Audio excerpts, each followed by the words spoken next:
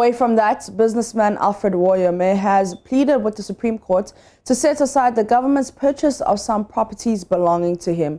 He revealed he owns land worth $15.5 million, which was far in excess of the debt he owes the state.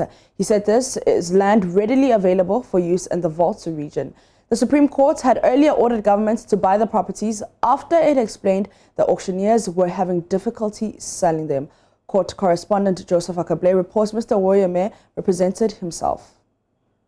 The Supreme Court in June this year directed government to purchase the businessman's properties. This was after an auctioneer had failed to sell them. Potential buyers were reportedly said to be afraid of purchasing them because they feel these properties may be restored to Mr. Woyome in the future. Minister of National Security Albert Kandapa made this known in a letter dated March 4, 2020 and addressed to the Minister of Justice and Attorney General. The letter made reference to the Supreme Court order to have the properties sold. It will be recalled that in July 2019, after years of legal banter over the true ownership of the properties in the case involving the businessman, the Supreme Court directed the auctioning of the assets to defray the 47.2 million cedis debt he owes the state. The properties will result in recovery of about half the outstanding amount. Government is said to have since purchased the properties.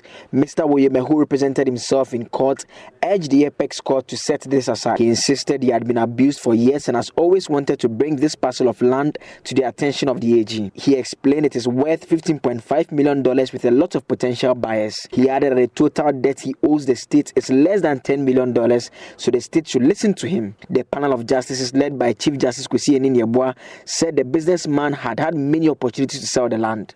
They urged him to simply sell them and pay the state what is outstanding. The panel concluded that the request by the businessman that to announce the purchase is not supported by the rules of court and amounts to abuse of the court processes. The case was therefore dismissed.